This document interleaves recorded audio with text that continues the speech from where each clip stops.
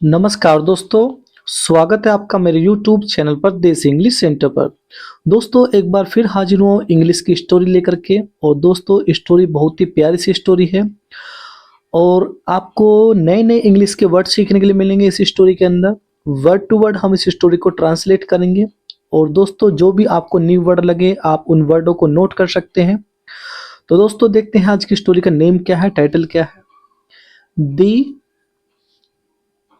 Eco. Eco का अर्थ होता है दोस्तों गूंज। कौन सी गूंज? वो गूंज दोस्तों, कभी आपने कुआं देखा होगा या पहाड़ी पर आपने देखा होगा, जब हम कोई आवाज लगाते हैं तो हमारी जो आवाज होती है वो गूंज जाती है, यानी कि वापस आती है टकरा कर। तो उस गूंज को बोलते हैं दोस्तों इंग्लिश में इको। और यहाँ हमने दी क्यों बोला? दोस्तों यदि कोई वर्ड हमारा वोवल से स्टार्ट होता है और उससे पहले दा दिया गया है तो उसे हम दी बोलते हैं। आज की स्टोरी का नेम है, आगे पढ़ेंगे दोस्तों। Romi lived on a hill side. Romi एक पहाड़ी पर रहता था। दोस्तों ये जो वाक्य है, ये वाक्य हमारे पास्ट इंडेफिनिट का अफर्मेटिव वाक्य है। और जो पास्ट इंडेफिनिट के अफर्मेटिव वाक्य होते हैं उनमें हम वर्ब के सेकंड फॉर्म का यूज करते हैं। तो जो रोमी था वो एक पहाड़ी पर रहता था। रोमी एक इसमें लड़के का नाम है।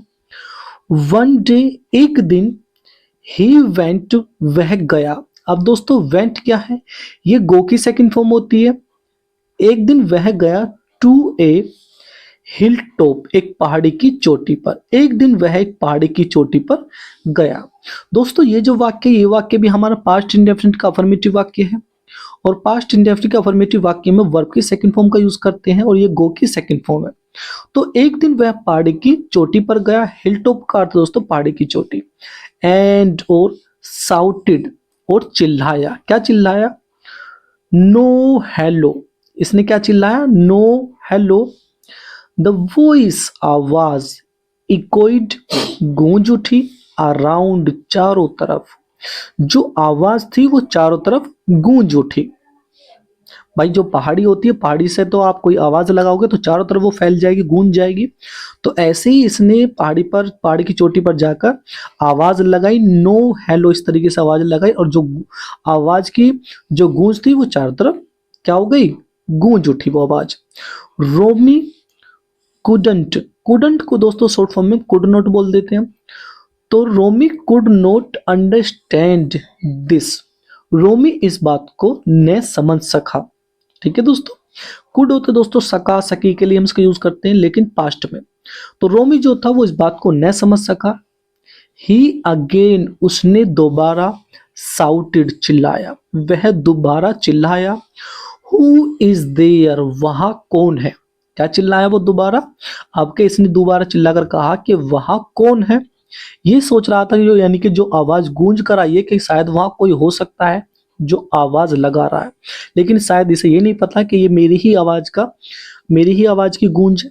तो इसने कहा कि वहां कौन है। The voice once again. The voice यानी कि जो आवाज थी, वंस अगेन, एक बार फिर, इकोइड, इकोइड यानी कि गूंज उठी। आवाज एक बार फिर गूंज उठी। नाउ, अब। रोमी गोट एंग्री।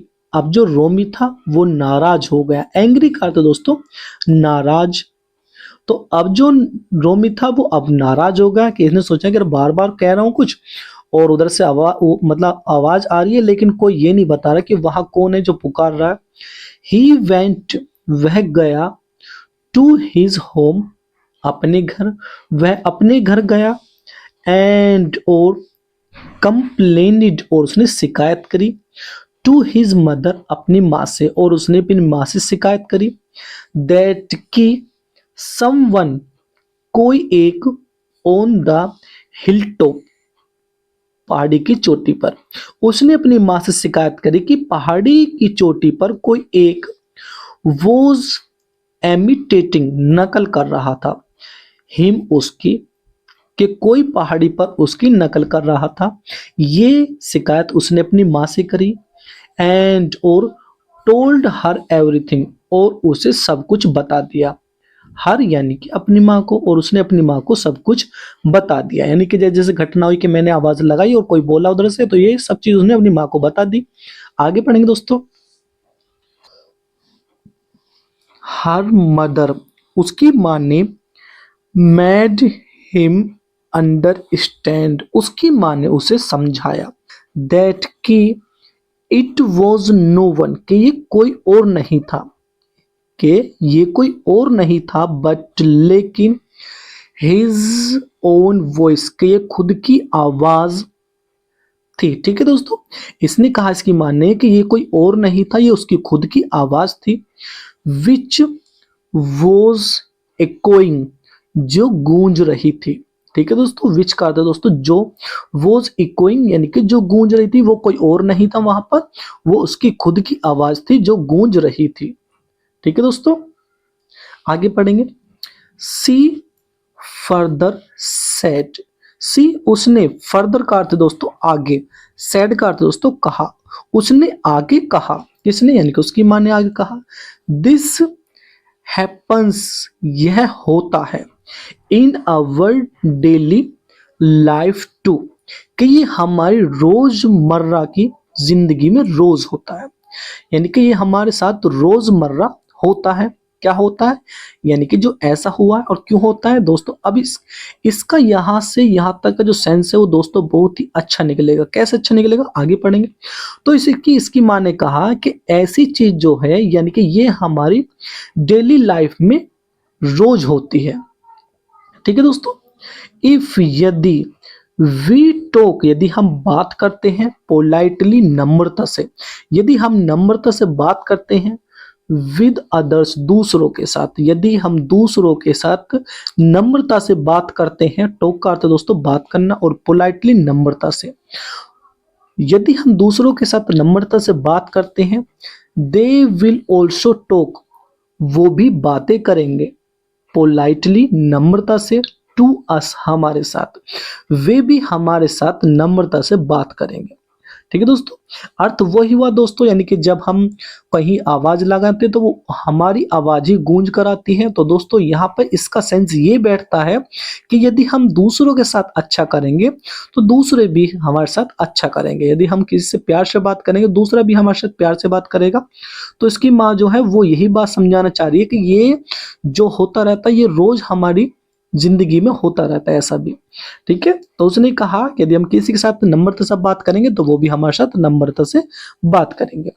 एंड इफ, यदि वी टॉक, यदि हम बात करते हैं, हार्शली, कठोरता से, यदि हम कठोरता से बात करते हैं, विद देम, उनके साथ, यदि हम उनके साथ कठोरता से बात करते हैं, दे विल आंसर, के वे जवाब देंगे, इन द सेम मैनर, उसी तरह, भाई वे फिर उसी तरह जवाब देंगे। सपोज करो हम यदि किसी से बदतमीजी से या कठोरता से बात करें तो वो भी उसी अंदाज में या उसी तरह वो जवाब देंगे, वो भी कठोरता से जवाब देंगे। तो दोस्तों वीडियो कैसी लगी प्लीज कमेंट बॉक्स में जरूर बताएं, and please don't forget to like, comment, share, and have a good day, and see you in next video.